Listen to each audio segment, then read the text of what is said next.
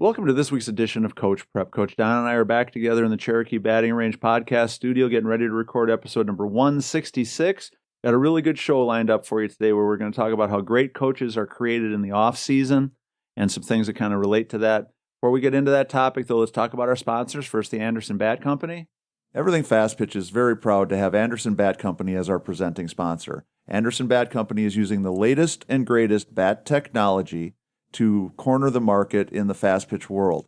They have the -9 Rocket Tech, the -10 Carbon, and the -11 Carbon Light. Anderson Bat Company is using this technology to put a high-performing bat in the hands of hitters that really know the difference between a good bat and a great bat.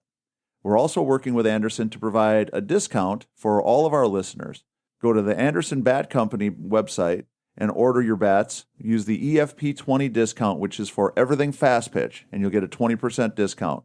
It's a great way for you to save a little bit of money on a great bat and also help support everything fast pitch at the same time. Speaking of supporting us, patreon.com/everythingfastpitch. If you're in a position where you can, if you want to see Coach Prep and Everything Fast Pitch continue on into the future, we need more people to come on board as patrons. It's $5, $10, or $20 a month. Go to patreon.com/everythingfastpitch. Everything's explained to you there. We certainly do appreciate the support. We love the patrons that we've had. We've had a pretty good couple of month run where we've added quite a few patrons, but we definitely need to keep that momentum up. We need to add some more if we want to keep this podcast alive and keep going into the future. So if you're in a position where you can, go to patreon.com/everythingfastpitch. So Don, great coaches are made in the off season. No, I think that's a pretty strong statement for sure, Tori, but the off season isn't just that we're off, right? Right. Well, and I guess the off season is one of those tricky kinds of terms. Sure. Because basically now it seems like for sure the travel ball world and for many of us, softball is a year-round kind of thing. But there's peaks and valleys. There's times when you're really busy with your team practicing and playing. There's other periods in time where you're not quite so tied up with team stuff. And so when we think about great coaches being created in those off times, those slower times, I think is important. But I think there's different levels to what we're talking about. So obviously, coaches should always be looking to improve their technical knowledge. They should learn better techniques, better ideas, new and improved things, new technologies, whatever it might be that's going to make you ahead of the curve, ahead of the challenges, so that you've got the solutions already in the process before the problems necessarily even arise. That's one part of it. But the other part, and this is something that I think really hits it and tugs at me a little bit, is the understanding all the other things that go into whether your team's going to be successful or not, and making sure that you're investing, the time and effort and energy that you need to on that side of it. So one of the biggest mistakes I think I made as a coach is I spent a whole lot of time trying to treat players all the same and trying to, have a kind of like a cookie cutter mentality in my mind about rules and ideas and situations, and spent a long time in my coaching career really kind of hung up on that. And in hindsight now, I wish I could go back and have spent a little bit more time and effort trying to think about and strategize a little bit more for the individual needs and challenges for the players. Some of it on a softball skills side of it, making more of an effort to really analyze and look hard at strengths and weaknesses that players had in their game, things that they were, really good at or not really good at. We spent some time in recent episodes of Everything Fast Pitch talking about challenging players and making sure that they're working on their weaknesses. But I don't know that I spent enough time doing that. And then the flip side of it, because I think that, a lot of my technical coaching was geared more towards, all the players being similar or being the same, that it left kind of a big void in my relationship with the players. And so, to kind of hopefully make a little bit more sense. If a player knows you're really committed to helping them, if they know you're really thinking hard about how you can help them become better, if they know that you're really invested in them individually, the effort that they put in, the enthusiasm that they bring, the passion that they are going to bring to the game has to be improved. Okay. Yeah, no, I think that makes sense for sure, Tori. But I think that there's times in the year when that's when we really need to invest time in it. So thinking about what I can do as a coach to make my team better is, several different prongs. Prong number one is, my technical knowledge, my skills, my understanding, my strategies. Prong number two is the mental aspect of the game, understanding the team chemistry, what builds a good team, what creates a good culture. And then the third is the understanding each individual player's needs, wants, challenges, and doing a better job of navigating those things so that the first two parts probably come together a little bit easier and a little bit more successfully. No, I think that's great. And what better time than, as you termed it, the off season? That might be a perfect time for us to evaluate and have a strategy come, through the winter and then going into the spring and summer sessions to where it's a lot smoother ride, right? Right. Well, and I think one of the things that we do as coaches all the time is we always talk ourselves into thinking we don't have enough time. We don't have enough knowledge. We don't have enough expertise, whatever it is. So we kind of duck some of these challenges. Opportunities to do stuff. Yeah. And one of the things when we talk all the time about, we want our players to challenge themselves, to work really hard at the stuff that they're not good at. Well, when you get to be my age, you spend enough time looking back on your life. And one of the things that I find myself asking myself all the time is, how could I have been so damn stupid for so long? We don't know what we don't know. Right, because you're so set in your ways, you're so sure that what you're doing is right, that it takes somebody to kind of give you that, or something to kind of give you that kick in the butt saying, wait a second, this is not the best strategy. This is not the best way to do this. And I think so I fell very much the victim of my own stubbornness or my own lack of flexibility in my coaching techniques, my coaching style for a very long time. I wish I had figured this out a long time ago because I think I would have been a whole lot happier and had a whole lot more success. We won plenty of games, but I think I think that's part of why we keep doing what we're doing, because we had success. Right. And you have a year where you win your conference championship, you make the NCAA tournament, people are talking about what a great job you did coaching your team. And you just kind of fall in love with that idea. You get used to thinking, we must be doing good. I'm pretty good at this. Yeah. Creating a mindset, and I think, starting off with the off season, quote unquote, is a time for all of us to really evaluate what we're doing as coaches, to really take a good hard look at it, what's working, what's not working, what could be better, and to start to invest some time in that. And I think the one missing ingredient for most of us is the investment in the individual player to have a better understanding about what's going on. And so, perfect example, you have, one player who's, got the perfect support system. Mom and dad are there all the time. They support her completely. They give her everything that she needs. They don't put too much pressure on her. They don't add to the challenges that this player is facing. They just basically have created the environment of a lifetime where a player should and can thrive.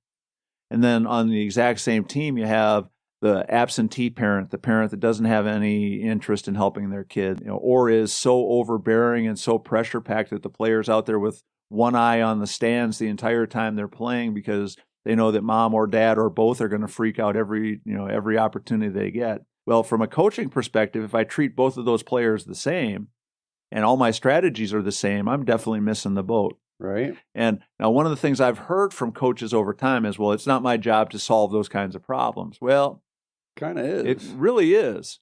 It doesn't necessarily At least in that environment. Right. It doesn't necessarily mean that you can solve the underlying problem. But, just with that scenario, you got one player who's coming from the quote unquote perfect environment, another player who's coming from a very challenging environment. If I treat both of those players exactly the same, that's probably flawed. So I need to be thinking about, well, I can coach player A a certain way. I have to coach player B a different way. I have to speak to player A a certain way. I have to speak to player B a different way. I have to maybe put a little bit of extra... Be mindful. And maybe I can give player A a little extra kick in the butt once in a while, or coach her in a way that challenges her a little bit more, that maybe gets after her a little bit more, and player B, I can't. I was going to say, because A is not getting that right on the other end. Yeah. And there's always this balancing act, right? We talk about that all. I think we had a nickel for every time we say balancing act on these podcasts. We wouldn't need any patrons. We're all trying to figure that part out. Yeah, but the reality is that if we're not doing that, if we're not investing that time on the front end, we're going to end up paying the price on the back end. And so setting some time aside as a coach to be thinking about the individual players, the individual needs of each player, having some strategies in mind of ways to reach those kids more effectively,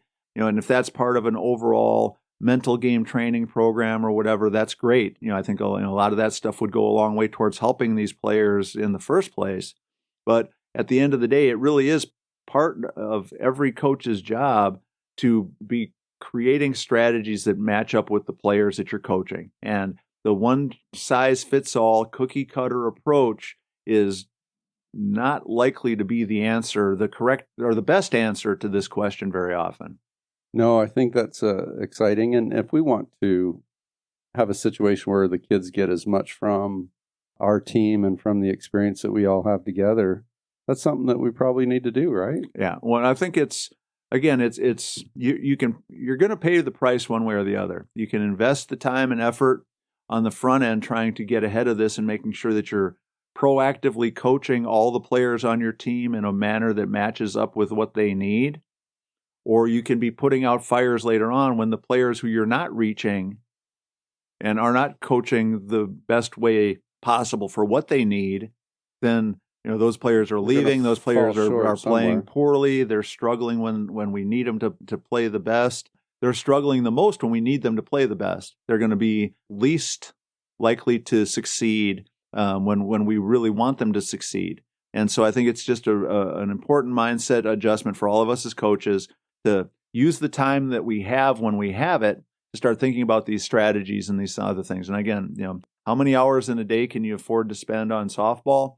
Well, for every coach, it's going to be a different answer, but all of us need to be strategizing and thinking about how we can make sure that we're definitely touching on this piece of the puzzle. And Tori, as you're saying this stuff too, it's not that we're trying to create 12 different approaches if I have 12 different kids, right? There's going to be probably groups of kids that get a lot of this at home or kids that don't get that much. And, we're only talking about having probably 2 or 3 different levels of each of these things in our approach, right? Yeah, well, I guess it's going to change or can change from situation to situation. Anytime, we're working with people, we have to always be ready for whatever it takes to get the most out of each individual player. If that means that you have to, have 10 different strategies for 12 different players, then I think sometimes that's what it takes. Now, I don't think it's going to always be that way. Right. Every player take a look at each of the 12, but and we need to be thinking about it up front. And I think that's maybe the most important thing. And we start to think about individual player needs and challenges and strengths and weaknesses. None of us have any trouble at all thinking about, well, Don's my shortstop and he can't go to the hole. He can't make a backhand play. So we have no trouble at all coming up with strategies in practice to work on Don going to his backhand to try to make that play in the hole.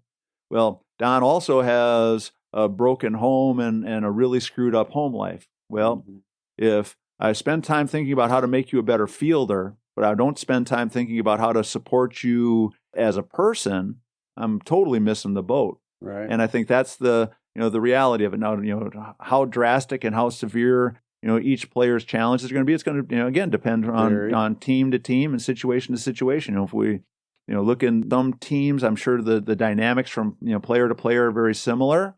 You look at some teams, the dynamic from one end of the spectrum to the other is gigantic. Again, I think it's just, that's why when we talk about investing this time, great coaches are made in the off season. When you've got a couple of week break, that's when you should be strategizing this stuff. And I was going to say something you said earlier too, Tori, when I, as a player, know that you've taken some of your time or some of your downtime to think about me as an individual, that's going to endear me a lot more to you as a coach if I know that you've taken that time, right, and that you're really thinking about me. Well, so yeah, that can be super impactful for sure. One of the oldest and most impactful sayings I've ever heard about coaching is they don't care how much you know until they know how much you care.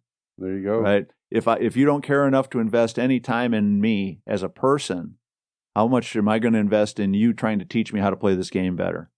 Right. I mean, I think the common sense of that is pretty obvious. And so coaches, great coaches, great teams, I think are a process. It's a project that takes a long time. But the off season, the breaks in the season, when you've got a little bit of time where you're maybe not having to plan for practice every couple of days or whatever, is a really good time to take a good hard look at the makeup of your team, the individual players, make sure that you're strategizing how to reach each one of them individually. You're already doing it for them as players. You already have a wish list of stuff you wish they could do better on the field. Let's just make sure that we're also thinking about the stuff that we can do to support them off the field. I was going to say, pay big dividends in the spring. Right. It will make you a better team, but it's also going to make you a very proud person at some point in time, because one of those players is going to come back when they're 10, 15, 20 years older and say, it really meant a lot to me. It really made a difference when, I was really struggling with whatever it was. And when I came to practice, I knew you cared enough to really work hard to help me get better at it. Yeah. So that's going to wrap up number 166. Make sure you support our sponsors, the Anderson Bat Company, and make sure you go to patreon.com/everythingfastpitch. Become a patron if you can. Go to the fastpitchprep.com website, order your Square Cuts training discs there. They're $49.95 a dozen. So for Coach Don McKinley and our producer Stan Lewis, this is Coach Torrey saying thanks for listening. We'll talk to you again next week.